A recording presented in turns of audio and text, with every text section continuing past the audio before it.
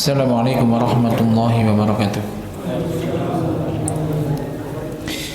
Alhamdulillah nahmaduhu wa nasta'inuhu wa nastaghfiruh wa na'udzu billahi min shururi anfusina wa sayyiati a'malina may yahdihillahu fala mudilla lahu wa may yudlil fala hadiya lahu.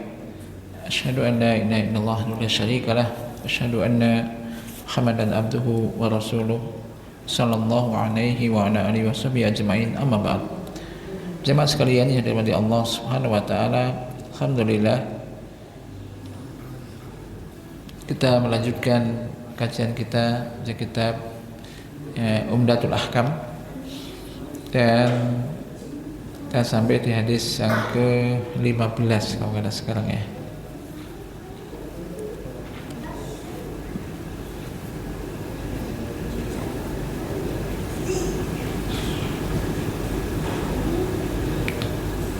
Hadis yang ke-15, betul ya? Kemarin terakhir hadis ke-14, ya kan?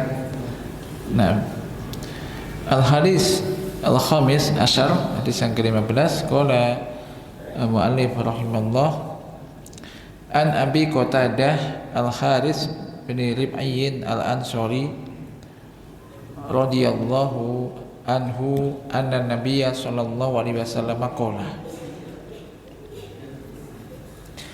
la yumsikanna ahadukum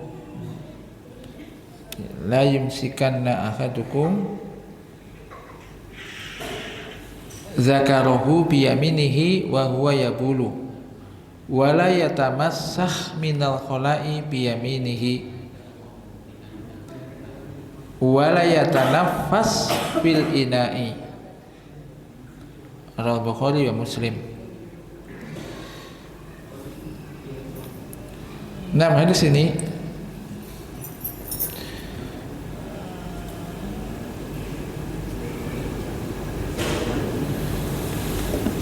perawi hadis ini yakni Abu Qatadah al-Haris bin Rib'i al-Ansari al-Khazraji radhiyallahu ikut perang Uhud dan yang setelahnya, dan ia dikatakan sebagai farisu Rasulullah sallallahu alaihi wasallam.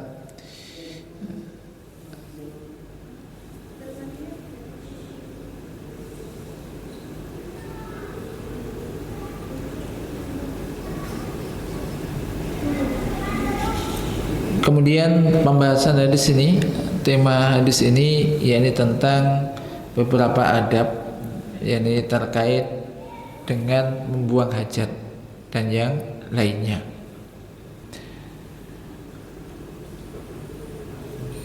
Di sini kita hatikan matanya dulu ya, dari Abu Qatadah al-Haris bin Rib'i al-Ansari radhiyallahu anhu bahwasanya Nabi sallallahu alaihi wasallam telah bersabda,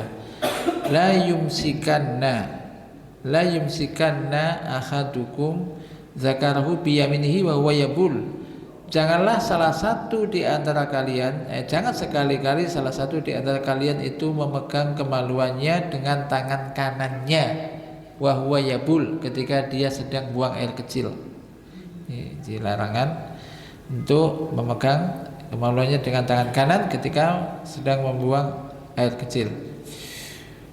Wala yatamassah minal khala'i biyaminihi. Wala yatamassah yani apa? Minal khala'i biyaminihi. Demikian juga janganlah dia beristinja ya, minal khala' maksudnya dari buang air kecil atau buang air besar dengan tangan kanannya. Jangan beristinja dengan tangan kanannya. Wala yatanafas fil ina, dan janganlah dia bernafas di dalam yakni apa? bejana atau gelas atau semisalnya. Nah, jemaah sekalian seperti Allah Subhanahu wa taala, makna global dari hadis ini yakni bahwasanya hadis ini hadis yang mulia ini mencakup 3 kalimat, 3 pelajaran kalimat yang ada di hadis ini. Itu minan naso'i al-ghaliyah wal fawaid as-saminah. Di antara nasihat-nasihat yang ghaliyah, yang agung, ya, dan faedah yang saminah, yang sangat jadi apa bermanfaat, yang mendidik jadi apa manusia. Wa tujannibuhu al-ahzar wal adrar wal amrad, yang menjauhkan manusia dari al-ahzar, kotoran-kotoran, madorot, dan juga penyakit. Yang pertama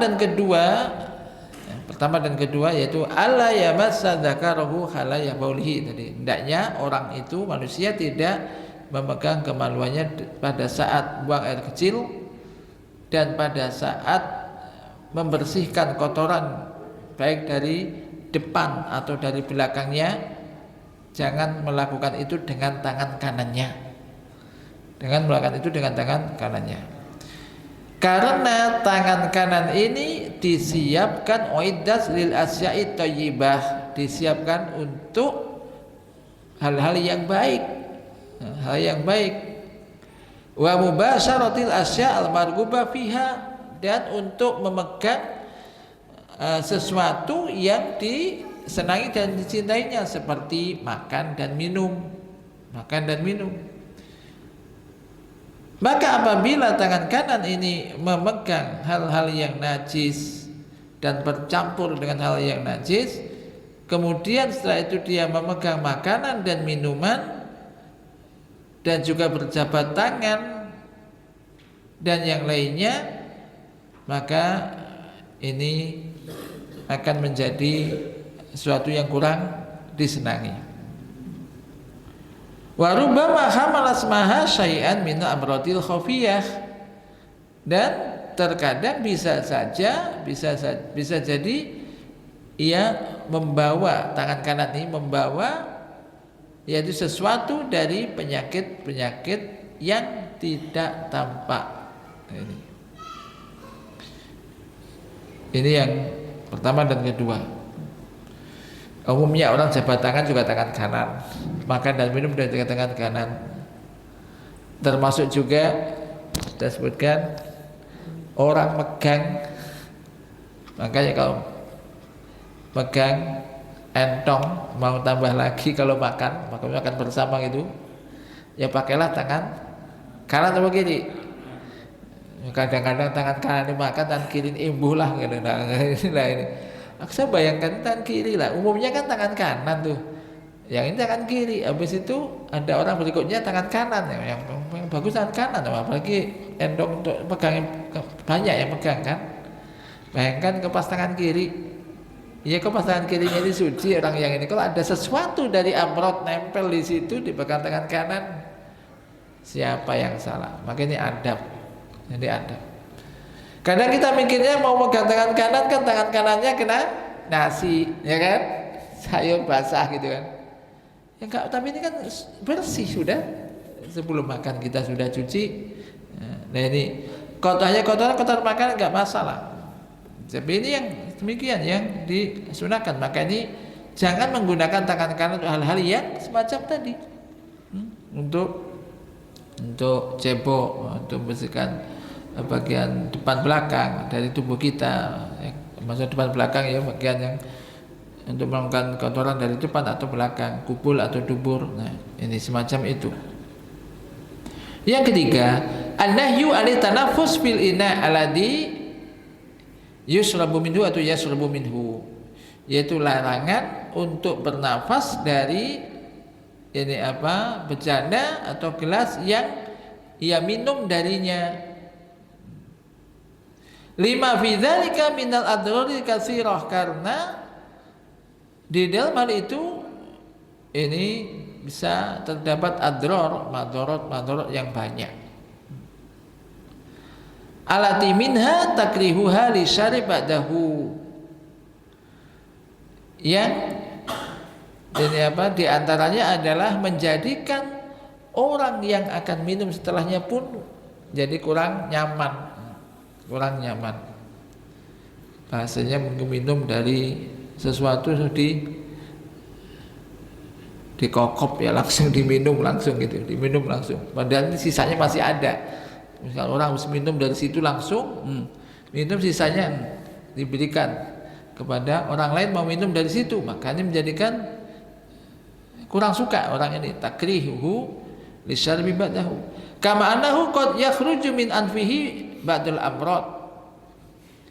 Sebagaimana bisa jadi orang itu ketika bernafas di dalam bejana yang dia minum dari situ, ini akan keluar dari hidungnya ba'dul amrad, ya, beberapa atau sebagian penyakit yang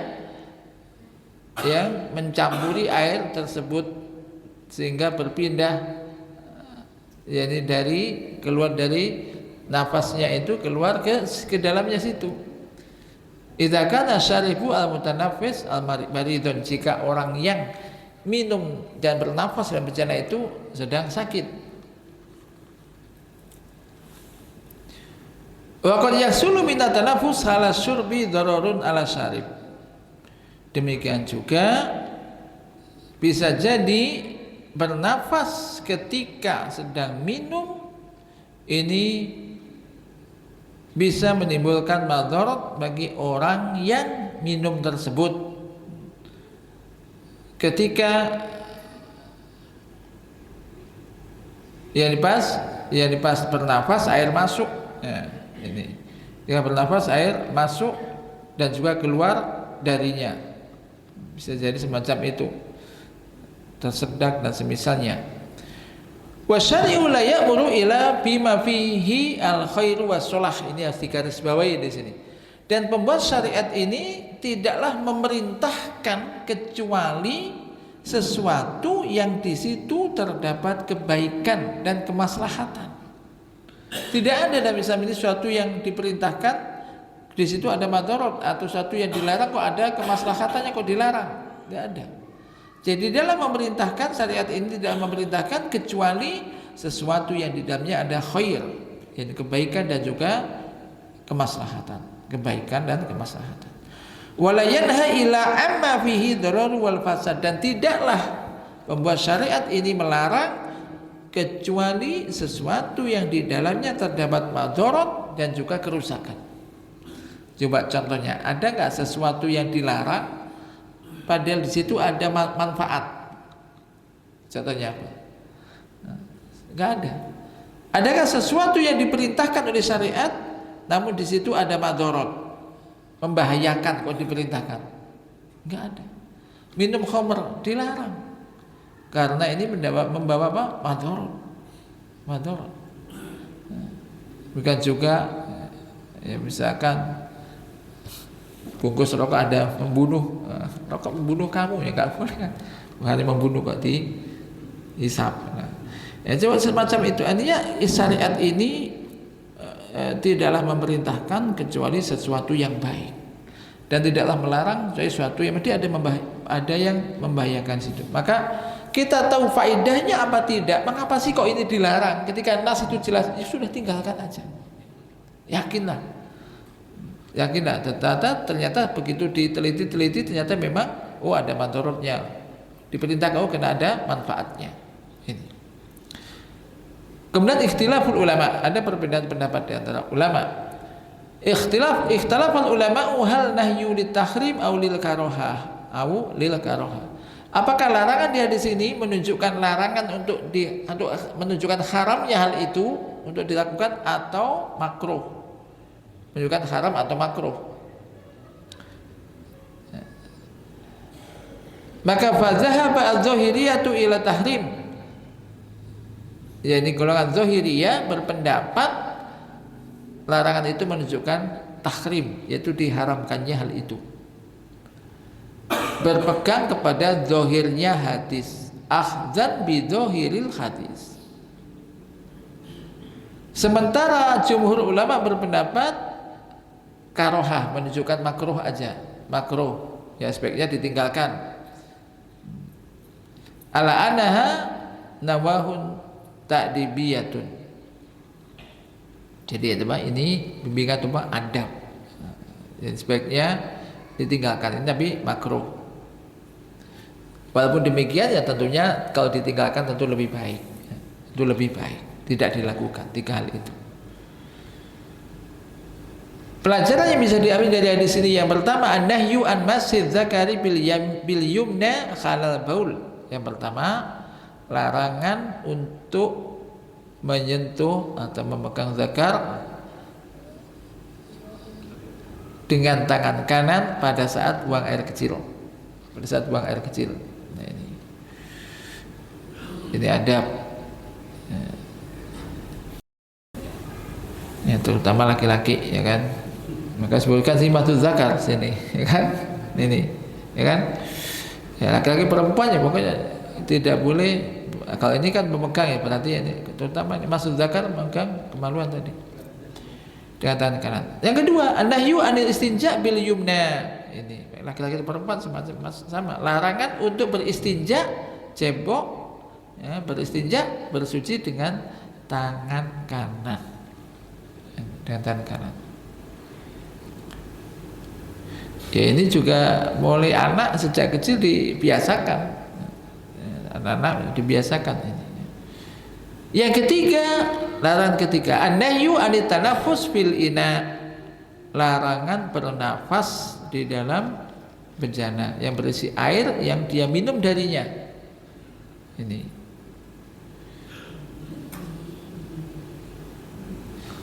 Nah, kalau kita bicara bernafas, orang bernafas mengeluarkan, kalau kita belajar dulu CO2, ya kan, karbon dioksida. Nah, ini. Yang keempat, ijtinabu al-asya al-qadirah fa idza utturra ila mubasyaratiha falyakun bil yasar. Yaitu hendaknya orang itu menjauhi hal-hal yang najis, hal-hal yang kotor, hal-hal yang najis. Tidak memegangnya lah gitu. Dan jika terpaksa harus memegangnya atau mengambilnya, maka hendaklah dilakukan dengan tangan kiri. Ada kotoran nih, udah tangan kiri aja ngambil. Kalau bisa tangan kiri ngambil. Berkaitan dengan kotoran atau najis, ya, semacam itu. Sebisa mungkin tidak dengan tangan kanan. Kalau terpaksa harus menyentuh atau mengambilnya atau membersihkannya, maka ini dengan tangan kiri. Dengan tangan kiri. Yang kelima, bayanu sarafil yamin wa fadluha ala yasar. Ini menunjukkan, menjelaskan tentang kemuliaan tangan kanan. Kemuliaan tangan kanan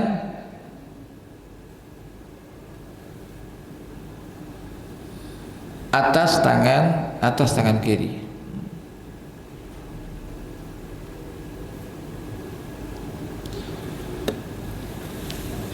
Kemudian yang keenam, faedah keenam, al-i'tina'u bin nadzafah amatan. Ini menunjukkan apa? Memperhatikan, atau Islam ini memperhatikan kebersihan secara umum. Memperhatikan kebersihan secara umum. La siyama al-makulat wal masyrubat allati yasulu min talawusiha dararun fil sihah. Terlebih-lebih berkaitan dengan apa yang dimakan dan diminum yang apabila ini terkena najis atau kotoran, ini bisa membahayakan kesehatan. Bisa mudah mengajukan semacam itu. Mengapa sih? Ya kalau mau makan basuh tangan dulu, ya. Itu memperhatikan ini, memperhatikan masalah ini.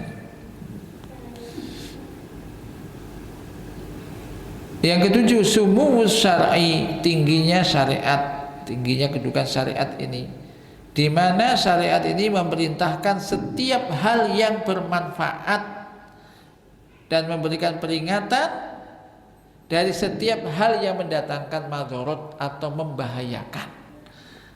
Memerintahkan sesuatu yang bermanfaat dan melarang sesuatu yang membahayakan. Secara umum kita harus yakini itu. Maka apapun yang diperintahkan, lakukan sejauh kemampuan Anda.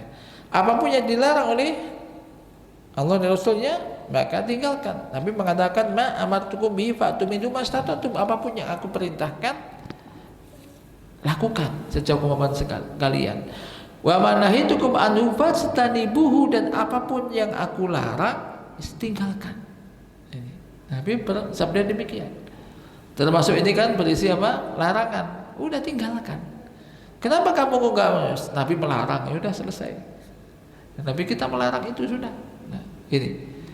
Jadi ketaatan kepada Allah dan Rasul dia ketaatan yang mutlak ya. Jadi lepas nanti ada perbedaan pendapat di makruh apakah haram, udah mendingan ditinggalkan aja gitu kan. Tinggalkan aja. Jadi alhamdulillah ya, kita mengenal Islam, beragama Islam, dan kemudian bisa mengetahui asal Islam termasuk semacam tadi, maka penting ternyata Islam memperhatikan hal semacam itu,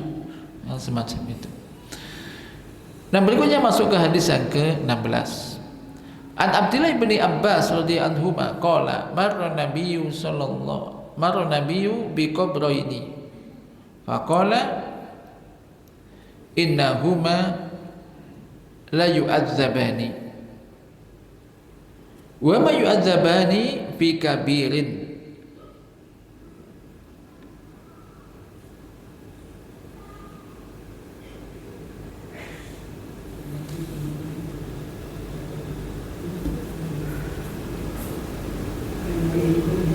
wa ma yu'adzabani fi kabirin amma ahaduhuma fa kana la yastatiru minal baul wa amal akharu fa kana yamsi bin namimah fa akhadha jaridatan radbatan fa shaqqaha nisfaini fa gharaza fi kulli qabrin wahidatan fa qalu ya Rasulullah lima fa'alta hadza qala la'allahu yukhaffafu anhuma ma lam yaibasa.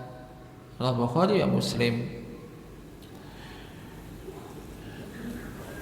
Nah, dari Abdullah bin Abbas radhiyallahu anhu telah berkata, Nabi sallallahu alaihi wasallam pernah melewati dua kuburan ya, kuburan manusia, melewati dua kuburan. Lalu beliau bersabda, sesungguhnya dua orang yang berada di dalam kuburan ini sedang disiksa. Kata Nabi, dua orang yang ada dalam kuburan sedang disiksa. Wa ma yu'adzabani fi kabirin, dan tidaklah keduanya disiksa karena suatu yang besar atau berat untuk dilakukan. Tapi ini ya termasuk dosa besar menjadikan orang disiksa. Tapi sebetulnya tidak terlalu berat ya, untuk dilakukan atau ditinggalkan di situ. Amma ahaduhuma, apa sih penyebabnya nih penting? Apa sih penyebabnya? Adapun salah satu dari dua orang itu diazab, disiksa dalam kuburnya, fakana la yastatiru minal baul,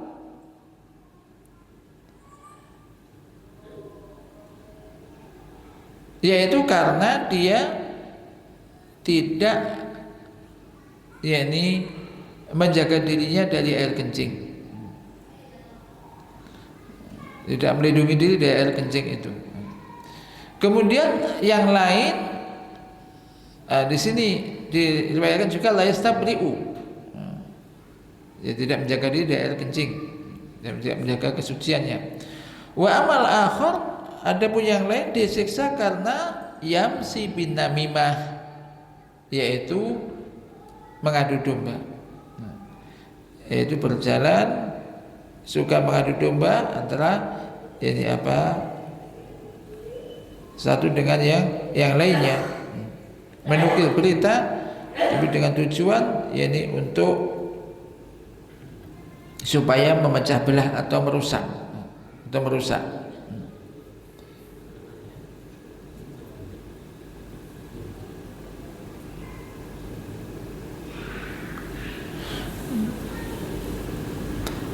Fa akhadha jaridatan radbatan fasaqqaha nisfaini. Lalu beliau mengambil pelepah kurma, jaridatan radbah yang basah, kemudian dibelah jadi dua. Lalu beliau menancapkan masing-masing kuburan, ditancapkan satu, Satu di situ. Lalu para sahabat bertanya, ya Rasulullah, mengapa engkau lakukan itu atau lakukan ini?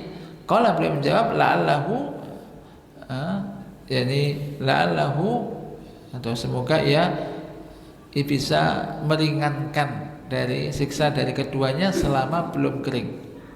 Selama belum kering.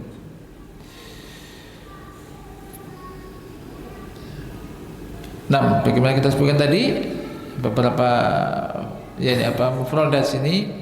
Jadi sesungguhnya dua orang tadi yang dimaksud jadi tentunya adalah orang yang berada di dalam dua kuburan itu.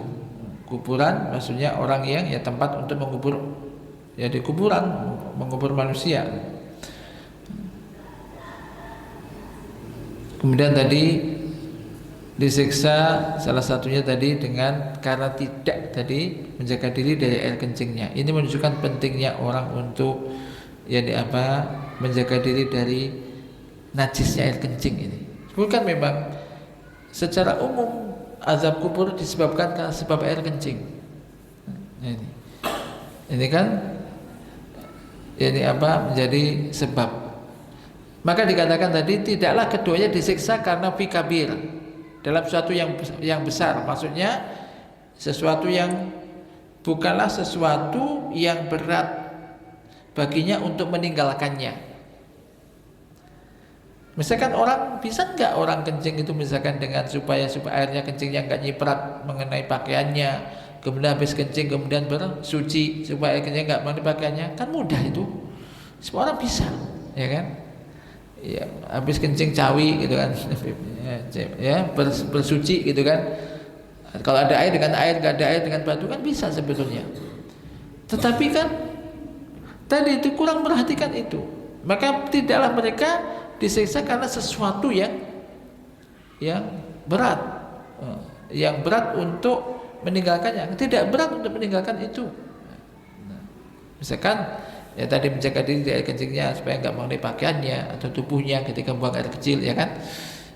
Termasuk tadi menukil namimah. Namimah ini maksudnya menukil ucapan dari satu kepada yang lainnya, tujuan untuk merusak hubungan dua orang itu atau mengadu domba. Misalkan si A itu ngomongin engkau loh, ngomong kamu itu gini, nggak percaya ini loh tulisannya, wah bener memang iya. Terus B begitu juga dia ngomong ganti, si B ngomongin kamu gini. Akhirnya orang yang A dan B sebetulnya aman-aman aja, akhirnya gara-gara dia terus bermusuhan dan ini. Nah, ini namimah, namam. Ini disiksa di dalam kuburnya. Nah. Makna dari mana keluar dari hadis ini bahwasanya Nabi SAW melewati dua buah kuburan dan bersama beliau sebagian atau para sahabat beliau. Nah. Lalu fakashafallahu subhanahu wa ta'ala lahu anhuma fara'a min man fihima yu'adzabani fa akhbaru ashabahu bidzalika. Lalu Allah Ta'ala menampakkan kepada Rasulullah SAW tentang dua orang yang berada dalam kuburan itu. Maka beliau melihat orang yang berada dalam kuburan itu sedang diazab. Lalu Nabi mengabarkan hal itu kepada para sahabatnya. Untuk apa? Tahdziran li ummatihi. Ini penting. Wa tahwifan. Untuk memberikan tahdzir, peringatan kepada umatnya, jangan melakukan sebagaimana dilakukan oleh orang yang sedang diazab itu. Jangan melakukan hal-hal yang menyebabkan dia disiksa di dalam kubur. Jadi kalau kamu nggak ingin disiksa dalam kubur kayak orang itu, jangan melakukan hal itu. Itu tujuannya ini. Tahdziran imatihi wa takhfifan, supaya orang takut untuk melakukan hal-hal yang menyebabkan diazab di dalam kubur tadi. Ini pelajaran. Jadi ini nggak hanya sekedar berita begitu aja, tapi ada pelajaran penting sih. Karena dua orang yang berada di kubur ini sedang diazab, masing-masing diazab bidzambin yasirin, bidzambin yaitu yasirin tarkuhu wal ibtiadu anhu, dengan dosa yang sebetulnya mudah untuk ditinggalkan dan dijauhi bagi orang yang diberikan taufik oleh Allah Ta'ala untuk bisa menjauhinya. Maka salah satu dari dua orang diazab ini yaitu tidak menjaga dari air kencingnya ketika sedang membuang hajatnya. Wala tahaffadzu minhu, tidak menjaga diri darinya sehingga air kencingnya atau najis mengenai dirinya, baik mengenai badannya maupun juga pakaiannya. Sementara yang lain yaitu syaitanun yas'a bainan nasi bin namimah, yaitu setan yang berusaha untuk menebarkan fitnah adu domba di antara manusia yang menimbulkan permusuhan, saling benci antara satu dengan yang lainnya. La siyama, lebih-lebih antara kerabat dan teman-teman dekat.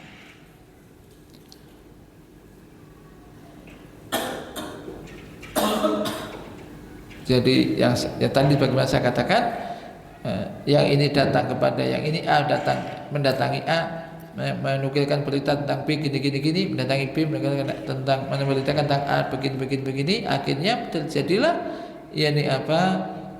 hubungan silaturahim, kemudian permusuhan dan semisalnya. Sementara Islam ini datang untuk menganjurkan untuk saling mencintai, saling mengasihi antara sesama manusia, dan juga memutus hal-hal yang menimbulkan munazaat wal mukhasamat, perselisihan dan permusuhan, dilarang.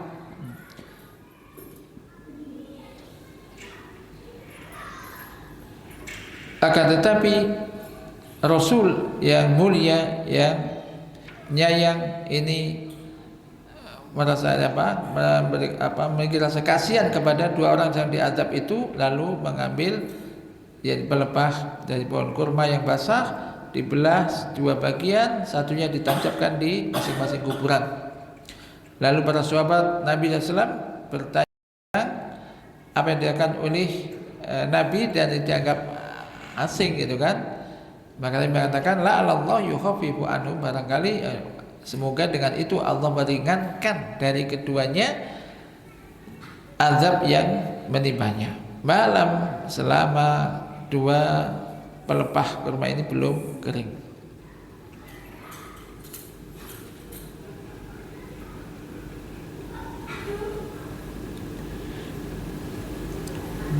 Nah, ada perbedaan pendapat di antara ulama. Para ulama berbeda pendapat tentang meletakkan jadidah tadi, meletakkan pelepah pohon kurma yang masih basah ini, itu pohonnya masih basah di kuburan. Sebagian mereka berpendapat disunahkan meletakkan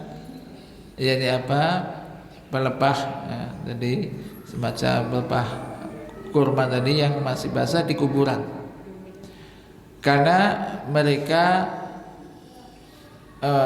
menjadikan perbuatan dari Nabi SAW ini sebagai tasyri'an aman. Itu berarti syariat, pensyariatan secara umum. Dan ilahnya indah ulai mafhumah. Dan ilahnya, sebabnya menurut mereka ini adalah apa yang bisa dipahami dari itu, yaitu bahwasanya jaridah ini bertasbih di dekat orang yang dikubur itu selama dia masih basah, dan barangkali ia mendapatkan tasbih ini yang bisa menerangi kuburnya. Sementara sebagian ulama juga berpendapat tidak disyariatkan hal itu, karena syariat itu ada sebuah ibadah yang membutuhkan dalil.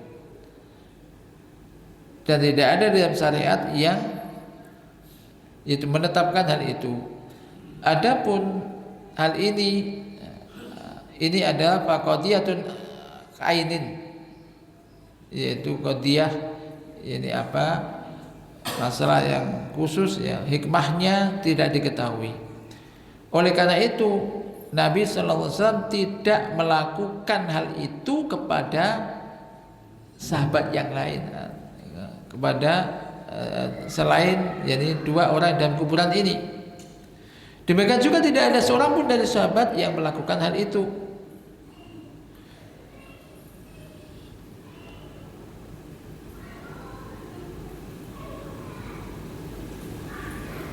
Kecuali apa diriwayatkan dari Buraidah bin Husayb radhiyallahu anhu bahwasanya ia berwasiat untuk dijadikan di atas kuburnya jadi dataini, jadi dua pelepah kurma. Adapun bertasbih, itu tasbih, maka tidak khusus untuk benda-benda yang basah, tidak khusus hanya benda-benda yang basah saja. Allah Ta'ala berfirman, wa im min syai'in illa yusabbihu bihamdih, tidak ada sesuatu pun kecuali ia bertasbih dengan memuji Allah. Kemudian mereka mengatakan, seandainya lau faradna ana hikmah makulah, seandainya diharuskan bahwa hikmah itu masuk akal, yaitu bertasbihnya pelepah yang basah, maka kita katakan tahtassu bi misli hadhil hal allati hasulat di Nabi sallallahu alaihi wasallam inda hadainil kubraini. Ini pun hanya khusus seperti keadaan yang terjadi ini bagi Nabi SAW ketika indah hadainil kubraini, di dua kuburan ini, yaitu ditampakkan Allah yang menjadikan Nabi tahu bahwasanya keduanya sedang diazab. Al-Qadiyat mengatakan bahwasanya ailalu gharaziha, sebab Nabi menanamkan dua pelepah itu di atas kuburan, yaitu karena sebab perkara yang gaib, yaitu sabda beliau la yu'adzabani, sesungguhnya dua orang ini sedang disiksa. Maka tidak sempurna kias kepadanya. Karena apa? Karena kita tidak mengetahui terjadinya ilah. Siapa yang mengetahui orang yang sedang habis dikubur disiksa? Enggak tahu, ya kan? Bisa jadi mendapat kenikmatan kubur, tapi ini kan khusus Nabi yang mengetahui orang ini sedang disiksa. Nanti Nabi melakukan itu.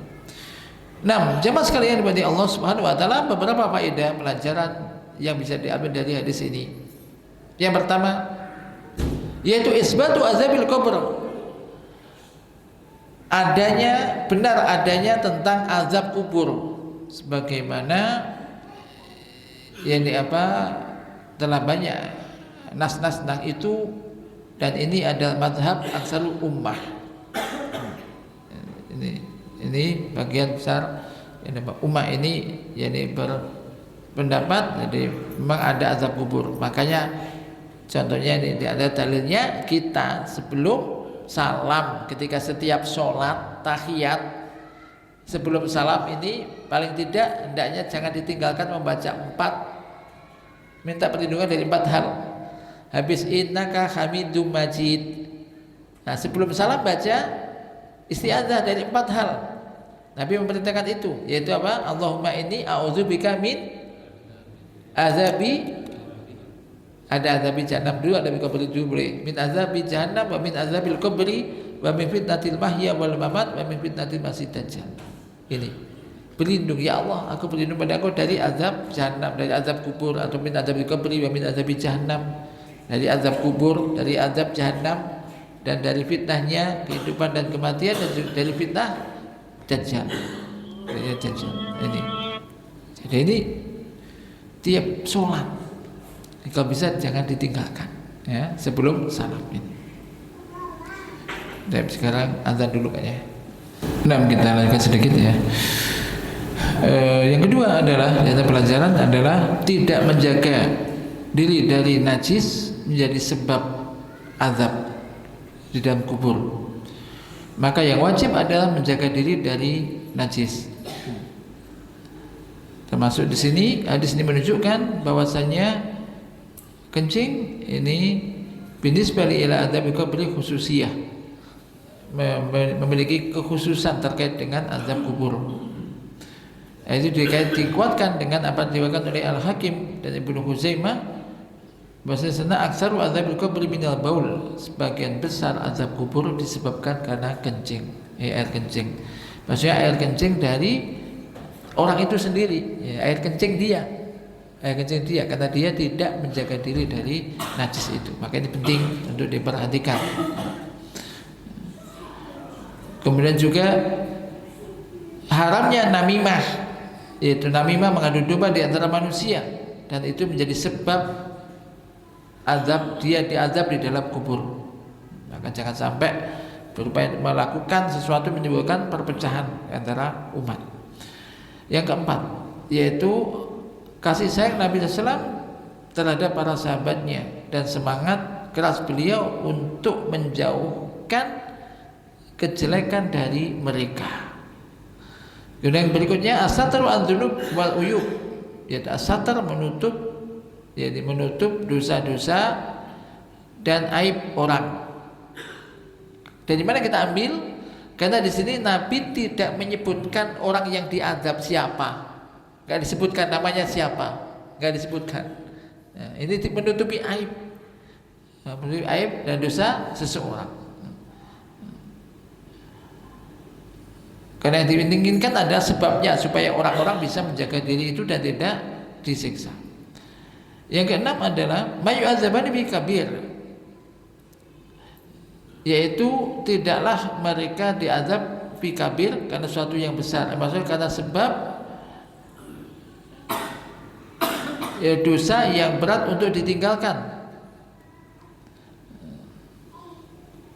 Tetapi dosa itu sendiri dari dosa besar karena menjadi sebab, jadi dia diazab di dalam kuburnya.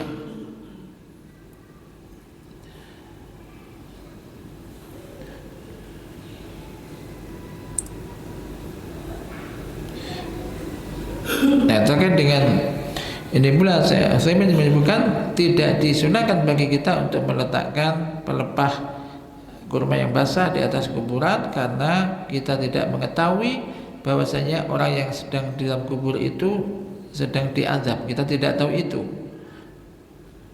Maka meletakkan jaridah, pelepah basah di atas kuburnya merupakan suudzon kepadanya. Wa tafaul alaihi bil azab.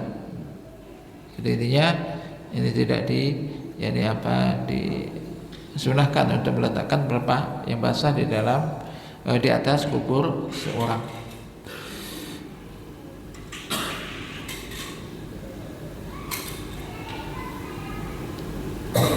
Dan sementara mungkin ini terkait dengan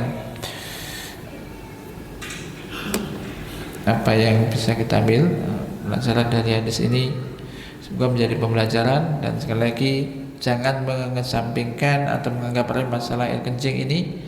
Misal kita misalkan kemanapun kita membuang air kencing, maka diusahakan untuk kalau bisa bersuci. Kalau ada air pakai air, nggak ada air dengan beristinjmar dengan batu. Nah, tujuannya untuk supaya tadi menjaga kesucian dan menjaga diri dari najisnya air kencing. Nah, tapi bihada Allahumma fa'alna bima 'allamtana wa 'allimna ma yanfa'una warzuqna ilman tanfa'una bihi wa sallallahu ala nabiyyina Muhammad subhanakallahumma wa bihamdika asyhadu an la ilaha illa anta astaghfiruka wa atubu ilaik. Assalamualaikum warahmatullahi wabarakatuh.